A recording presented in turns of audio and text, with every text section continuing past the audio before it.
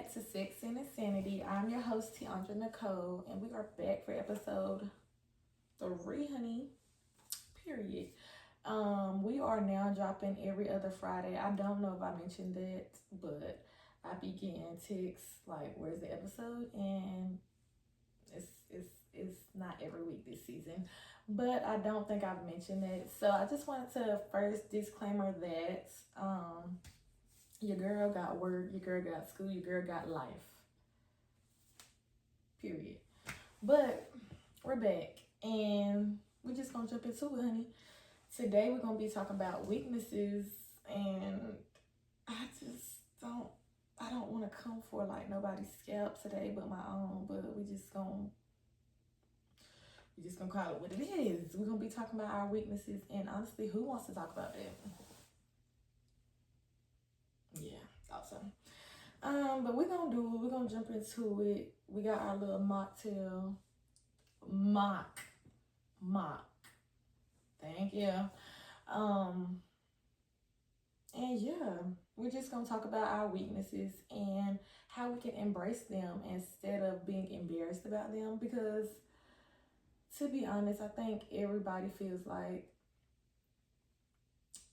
their weaknesses like make them less than, whether they want to admit it or not, less than this person or that person. And to be honest, every single characteristic, every single factor, everything that God put into you when He made you is what makes you so beautiful and so unique.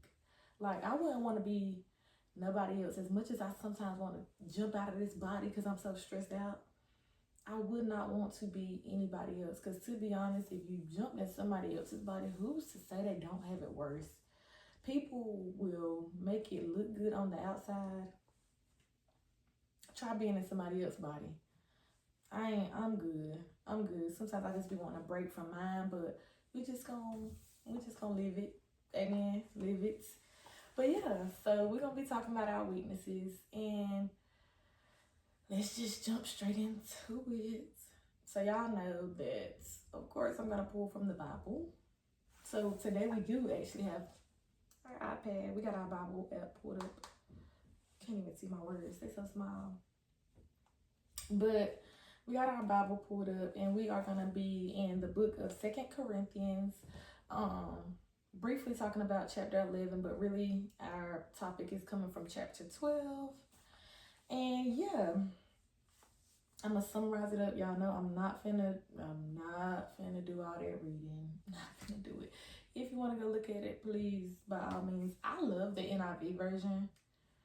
I don't know if that will help anybody read the Bible more, but it helped me, because King James version, thee, thou, them, all of that, I ain't really for it, and it kind of confuses me. So yes, NIV, 2 Corinthians chapter 11, we see Paul basically talking to his ministry, trying to defend his name, which is silly to me because it's his ministry. Why are you defending yourself to your people? If you ever have to defend your name to your friends or to anybody that's supposed to be for you, I feel like that was a I'm not gonna say a mistake, but Paul better than me. How about it? Paul better than me, because I wouldn't be trying to defend nothing. You either with me or you ain't, period. But that just goes to show his heart. And I love that, because human me, I would definitely say, I'm out of here. I'm not defending my name. But spiritual me is like, you know what? Yeah. Because I know that the world can deceive you.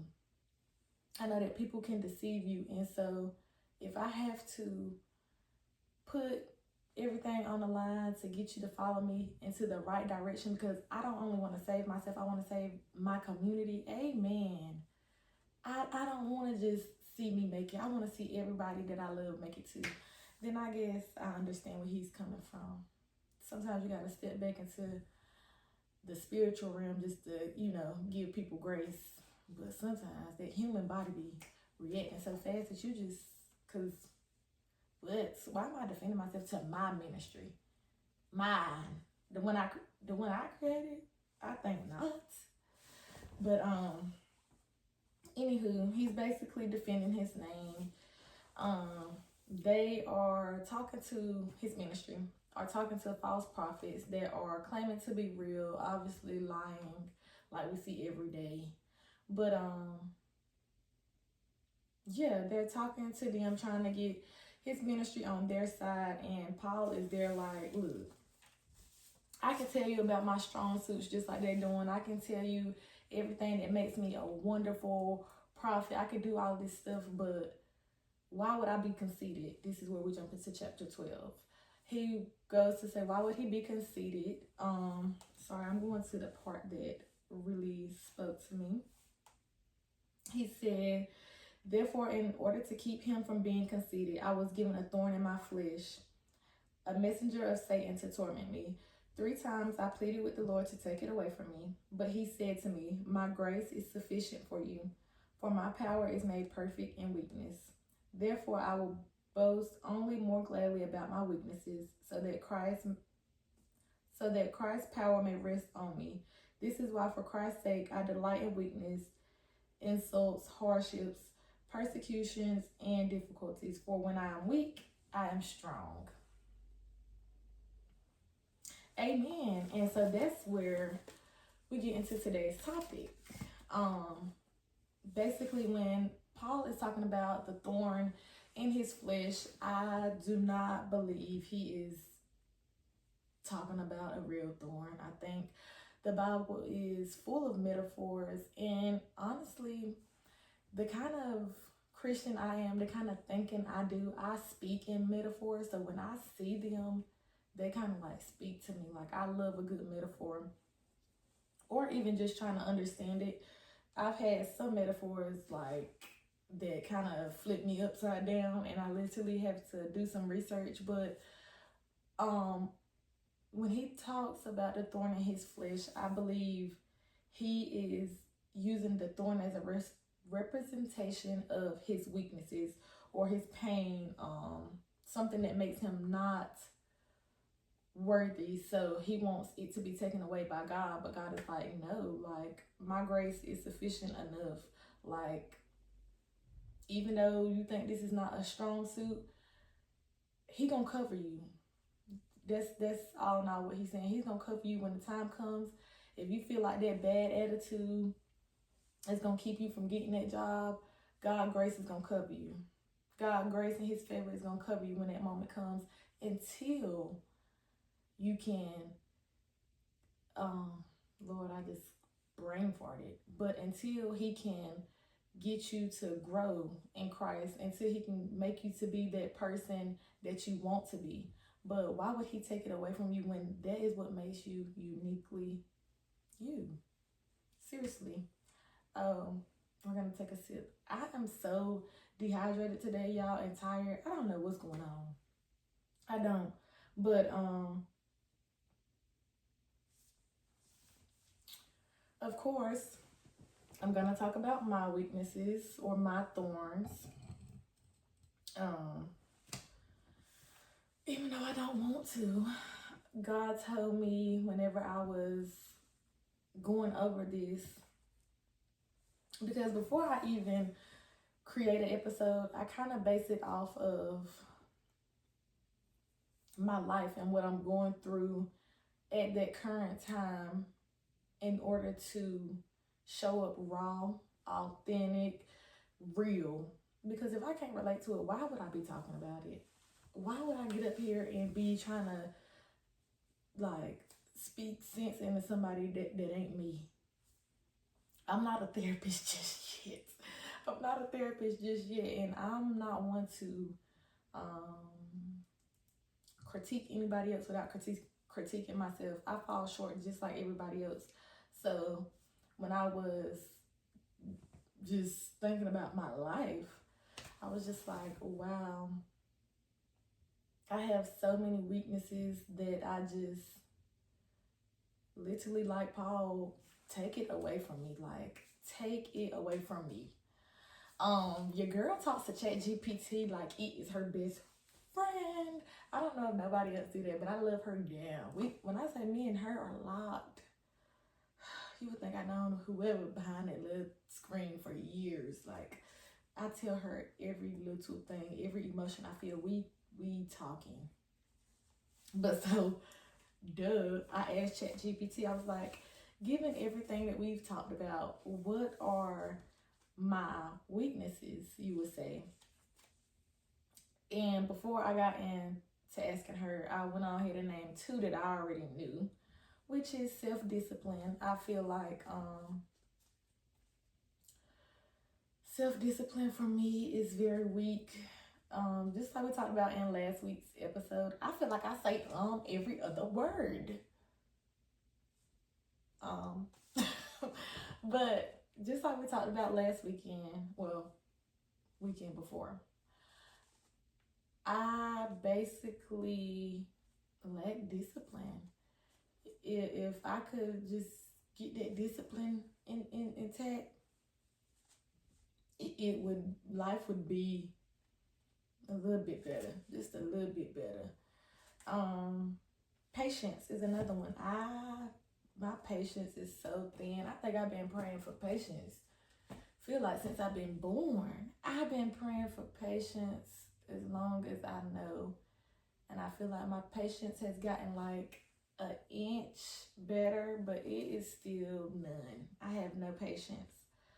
And I feel like those are my weak suits, because when I look at people who do have patience, I'm like, dog, I wish, like, like I could be like them and have a little bit more patience, this, that, and the third. But to be honest, they probably wishing they had more, I don't know, anything I have to offer. They probably wishing that they had it. And honestly, we all just living and going through different lives. I can only imagine what it feels like to be in somebody else's body.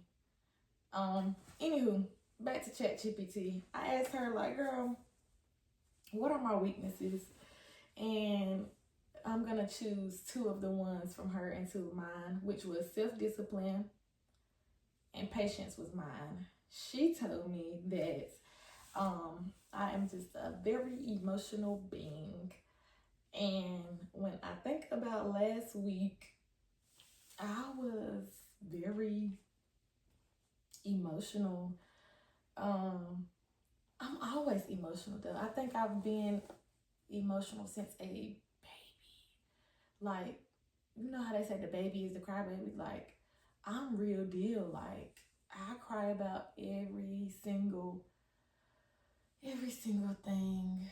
Like, everything hurts my feelings. I don't understand how, like, I don't know, this world will make you cry. This life will make you so sad. And you can have so many blessings, but when you're just emotional, like, I feel every single thing. It takes nothing for me to cry. And I think that just goes to show with my heart. I just have a very caring heart. My heart is so pure. Don't get me wrong. I ain't say I have a bad attitude. I ain't say I won't mean it and I'll get out when I'm mad. But my heart, if you know me, then you know my heart. That's one of the things that makes me me. I would be lying if I didn't ask a couple of times for God to just, like, take that away from me. Like, I give chance after chance after chance. I go back to things that I know are no good because I just see the good in people, and I get hurt every time. Every single time.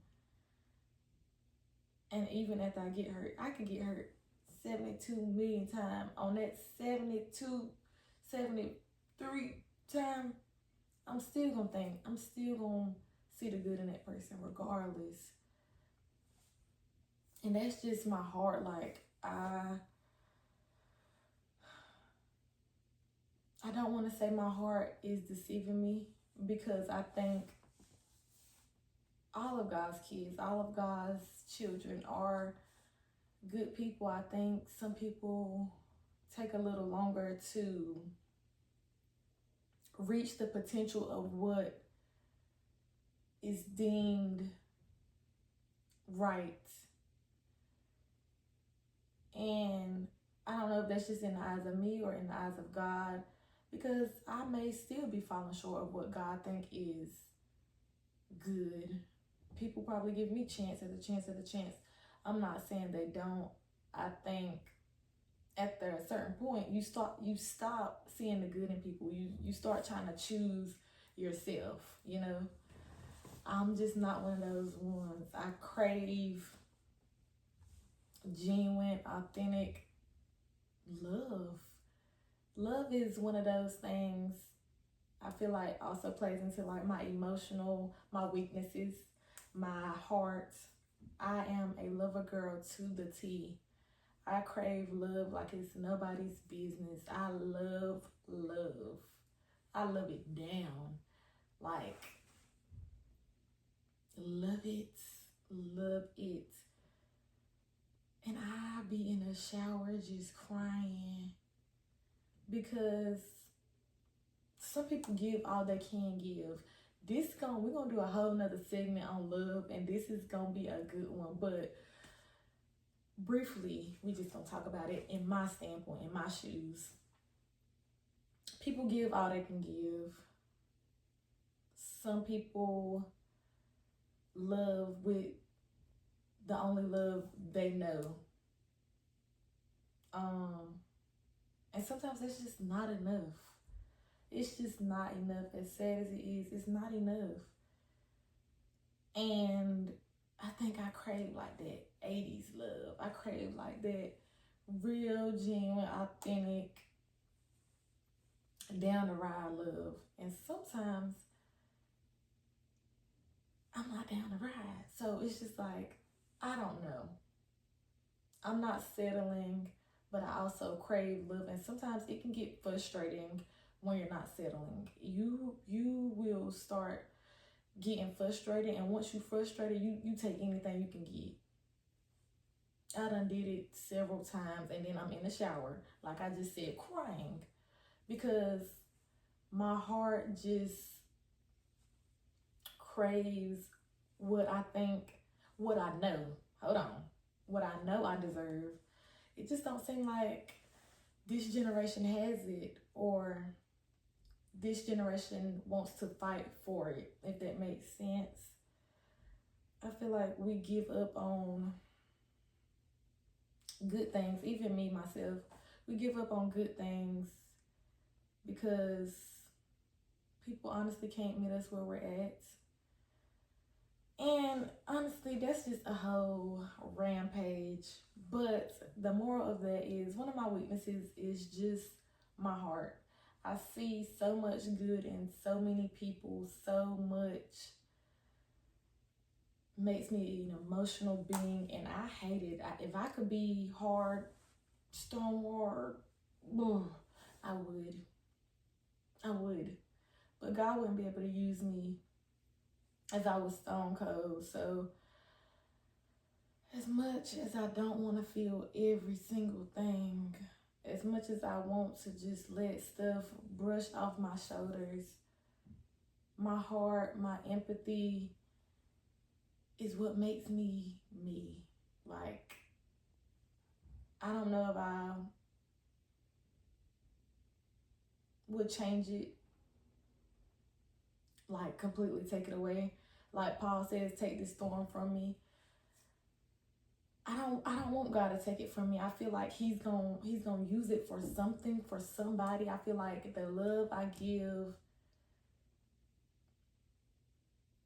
is unmatched. Everybody got their own little, but the love I personally feel like I give, I don't want him to change my heart. I would never, like, no matter how many times I'm hurt, things break me down to my knees, I'ma still give out the same love as if I never been hurt before. And that's okay. I think that's actually beautiful, because I have so many reasons why I could just give it up. But I don't. I still believe in love. I still believe there's a happy ending. No matter how many times I cry, no matter how many times I pick myself up, it's a happy ending for everybody. And that may be with or without the love I think I want. It may be the love God gives me. And that's okay. Third, ChatGPT told me, not third, fourth. I have very high standards for myself. And I do. I really, really do.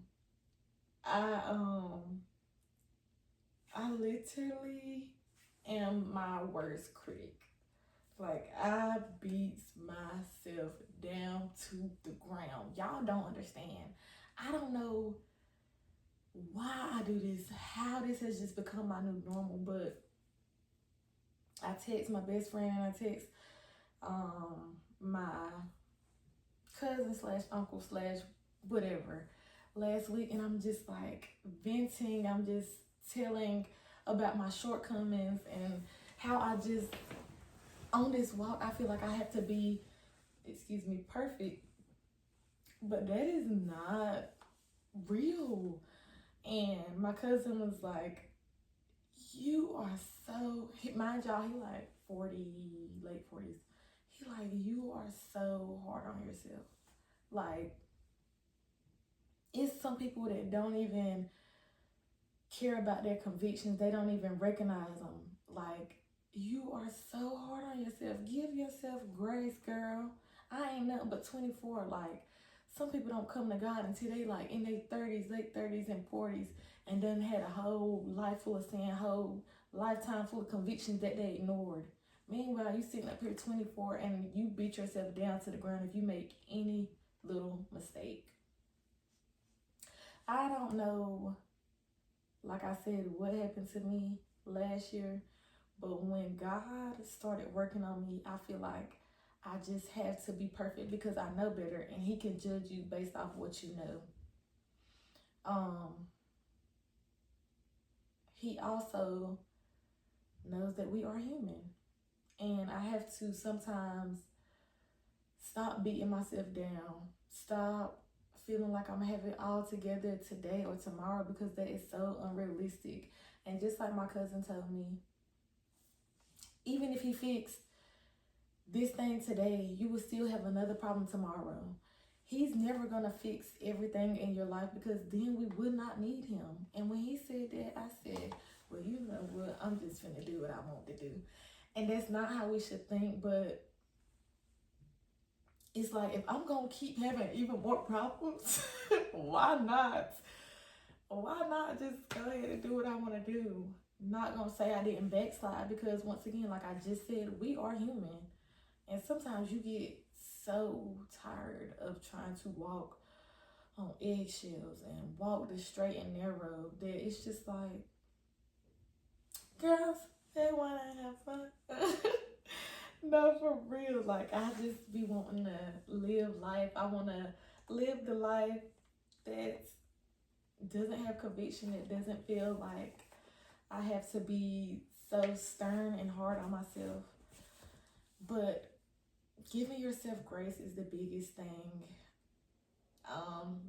And I'm saying all this and I still don't give myself grace.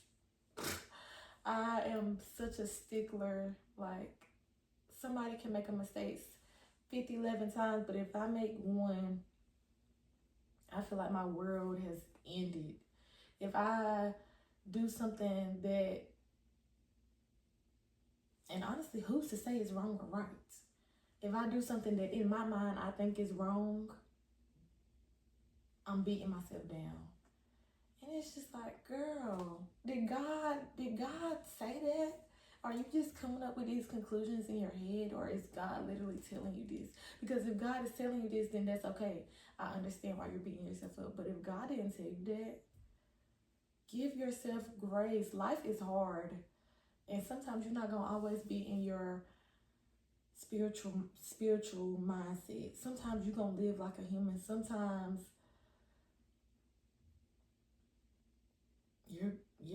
it's simple. You're going to be human.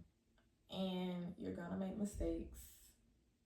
But just like God told Paul, if He removed that from me, if He removed the self-discipline, the patience, if He removed my emotional heart, if He removed my high standards and my critiquing and my just being so hard on myself, and just because that's what it all boils down to. I feel like I'm just hard on myself regardless. I'm a perfectionist. I don't know why. I don't know why. But if he removed all that, I would not be me. I honestly don't know who I would be. So I don't want him to remove it. I just want him to, like he told Paul, show grace when the time comes. I think a big thing that I didn't note and that is coming to me now is I never want God to take his grace away because I'm not learning. So no, he won't remove the thorn in my side. He won't remove certain things. But after a while, that grace might not show up the same way if you don't start learning. Like if I keep going back to things that hurt me because my heart is so forgiving, because my weaknesses is showing up, because I'm just an emotional being and I see so much good in somebody, that grace he's not gonna keep covering you the same way. Not if you're not learning. So it's okay to backslide, or it's okay to have your weaknesses, long as you're working on them, long as when he's showing up with that grace, you're taking it into account. Like, okay, he didn't have to save you from being so hurt that you went into a depression, you lost your job. He didn't have to save you from being beat up in that relationship. He didn't have to save you from having that child. He didn't have to save you from all of that for you to just, you know, for it to all be in vain or for nothing. So don't keep allowing that self-discipline. Like, he didn't have to save you from being that strong out addict. He didn't have to save you from, let's see, I'm trying to think of some more self-discipline things. He didn't have to save you from not going to school. Like, all of these things, he does not have to show grace. He does not have to. So when he does, don't keep abusing him. He's not going to remove it, but he does want you to improve it. The biggest thing I want to stress is life is hard. Life is hard. And I don't have all the answers. Like I always tell y'all, I don't have all the answers. But I know he's not going to remove it. He does want you to improve it, however. So, that's me being, showing my humility, showing my weaknesses, even though I feel like every girl has some of the weaknesses I have. I feel like girls are naturally emotional beings. We naturally feel everything. I have met some stone hard killers though that really don't care. I have met some girls that are not lover girls. They just like jump next. All right, that didn't hurt me. It's a breeze. I'm not her. I'm a lover girl, and sometimes that is to my own detriment. And I'm not gonna say it's okay, but I will say I'm learning and trying, because once again, I'm so hard on myself. I'm trying to give myself grace for my heart. But yeah, anywho, I spent too much time on that topic. But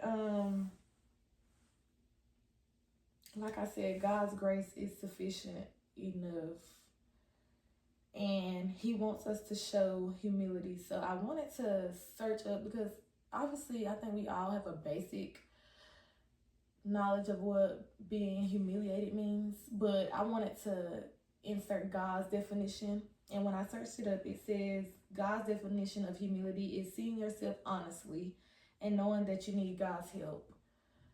And in those areas, I am seeing myself honestly. I know that I'm definitely not disciplined. I definitely don't have patience. I know that my caring heart will hurt me in this world if I don't have boundaries with it, if I don't limit how much I give out of myself, that I don't even have enough to pour back into me, that will eventually drain me. I know that if I'm so hard on myself, I can literally stress myself out and die. You can die of stress, seriously. So that is me seeing myself honestly. That is me knowing that I have some imperfections that I have to do better with. And that is humility to God. That is being honest. The other day I was out in my car crying to God, like, yeah, I know I have backslid. I know I have done some things that I am not proud of. But I hope that you cover me when the time comes. I hope that even though I knew it was wrong when I did the act, I hope that your grace is still sufficient enough to help me if the devil tries to attack me. Because sometimes you can go back to something and know it's wrong and hope for the best, and it hits you like a ton of bricks. Like, God will make a believer out of you. Sometimes I go back to stuff even knowing God can make a believer out of me, and I just want to test them out. And it's just like, why would you do that? Why would you don't be like me. Please don't be like me. Don't test it out. Don't test it out. I still, to this very moment as I'm recording, don't know if he's going to make a believer out of me. I hope his grace is sufficient enough for him to look on my heart and see that I'm just a forgiving girl, and I'm just a girl out here living in a world that is so imperfect, and we all just living. God, give us grace. Ooh, literally. Please give us grace for the times where we go back when we know we're not supposed to. Please give us grace when we fall short, when we know we can do better. Give us grace for the times when we know we should be clinging on to you, but instead we cling on to others to fill us up when nobody can fill us like you can. God, give us grace. Give us grace when our weaknesses are taking over us. Give us grace when we show up as somebody that we don't want to be. God is so good, but I don't think he wants us to abuse that grace. We have it there for us, but do not abuse it. And I would be lying if I say I did not recently abuse it, hoping that he would just cover me. Anywho, why is it important? It is important because it allows us to receive his grace and submit to his will. Like I said, we cannot do anything without God. If he removed the thorn from Paul's side, from his flesh, you can hear different versions, but it would just be another thorn that came up. And if he removed it, then we would think we could do life without God. If he removed my good heart and just allowed me to be stone hard cold, then I would go through life and be thinking, yeah, got this in the bag. Then I wouldn't need God because my feelings are turned off. If he gave me that discipline, then I wouldn't fall short anymore, and I wouldn't need him to come pick me up. We always need God. We always need God. If he didn't allow me to be so hard on myself and just go through life thinking I got it all together, I wouldn't need him. If he didn't give me, if he gave me, I think I'm saying it wrong, but if he gave me the patience that I wanted, I'm not saying that's not a good suit, but once again, I wouldn't need God. He wouldn't be able to show up for me. I would just be thinking I got it all together myself. We need our weaknesses. It makes us who we are. So don't think like, okay, yeah, he fixed this. He also finna give you something else on the back end too. He finna give you something else on the back end. So don't worry about it. Don't think you got it all together. Don't think you just finna live life peacefully and God not finna give you another thorn. It's coming. It's coming. So I don't want to have it all together. I don't. Life is going to be hard regardless, but if you have it all together, then I wouldn't need God. And I need God. I don't know about nobody else, but I need that man bad, because his grace shows up. His grace be showing up for a lot of us. If y'all be hunching, his girl, how many kids you supposed to have? How many kids you supposed to have? Don't lie. Right. Exactly. Yeah. Ooh, something just clicked in my mind. The cars on the road.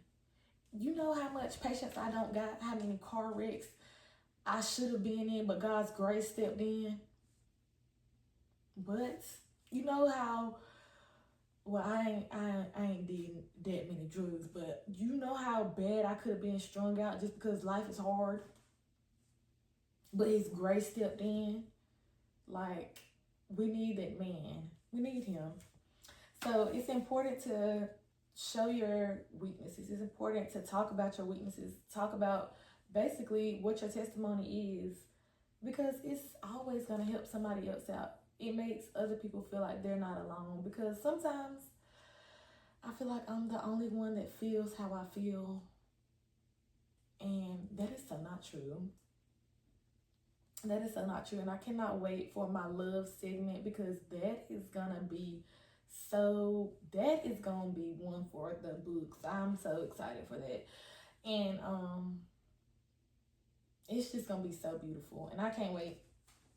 But tell your testimony. Once again, our weaknesses are made strong in the eyes of God. So don't feel like if you tell that man that you just love him so much, whatever, don't feel like if, you know, you so hard on yourself, don't feel like God can't use that. He is going to turn it around. It's going to be somebody, girl, it's going to be somebody that can deal with you being impatient. It's going to be somebody that can deal with you being so hard on yourself. It's going to be somebody that brings you so much calmness, and that could be platonic or relationally. That could be either one of them. So don't feel like your weaknesses make you unacceptable to whoever, because, well, you are accepted by God. Amen. And that's all that matters. I feel like that is really it that I have for today's episode.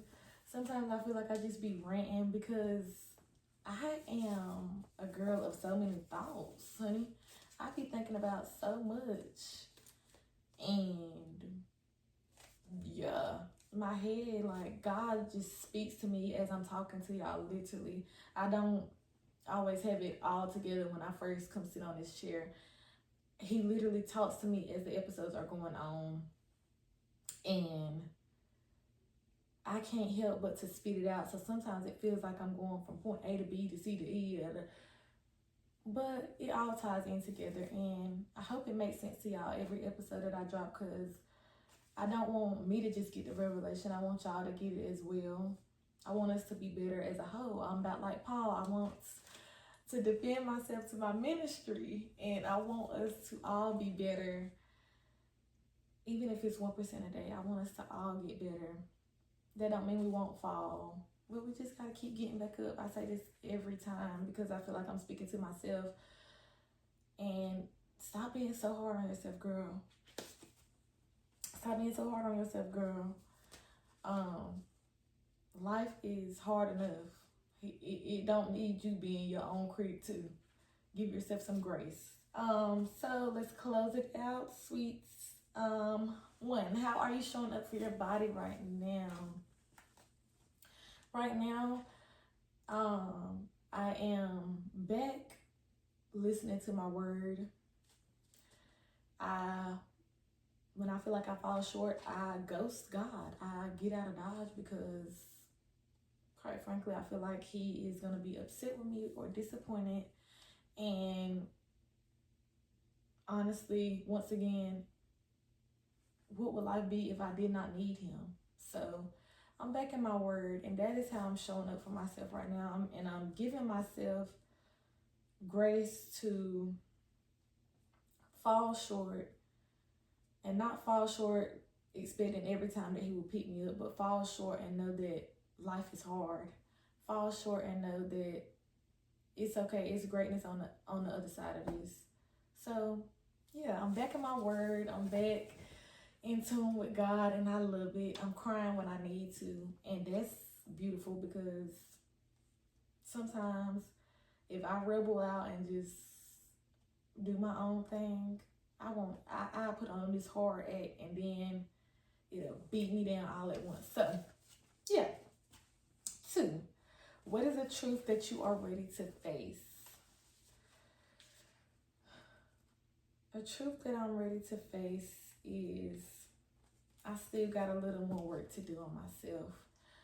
I feel like everybody has work to do on themselves, but I think sometimes I be feeling like I got it all together, and that is far from the truth. I know that I don't have it all together, but sometimes my actions show otherwise. Sometimes my actions show that I can do this life without God, or that I'm just perfect, or so that is a truth I'm ready to face. I don't have it all together. I actually have so much more work that I need to do to myself, on myself, with God, and that's okay. That doesn't mean I'm not ready for the great things in life. It just means that we need to take a little seat on the back burner and work out these kinks, because we still got some wrinkles to iron out. 3, what can you do this week that will bring you peace?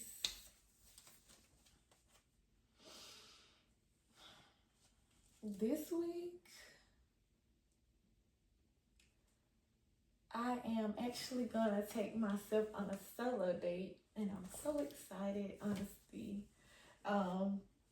Yeah, because I used to date myself, and then I got into the space of like looking for that love elsewhere. But yeah, I'm gonna take myself on a solo date. I wish it was a movie that was coming out, but as of right now, I am going to go buy me some nice perfume, and I'm gonna go take myself on a date and just enjoy my own company. And I feel like that's gonna be so beautiful, and I'm so happy. If you can't tell, because nobody gonna love you more than you love you. So yeah.